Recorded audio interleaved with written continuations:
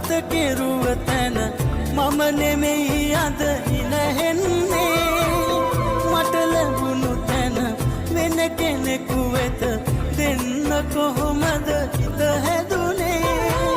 කොතැන සිටියත් ඔහුගේ සෙවනේ දින්න දිගු කල් නොවේ රැගෙන මගේ ආදරේ මගේ හුස්ම අරන් ඔබ දුරට ගියත්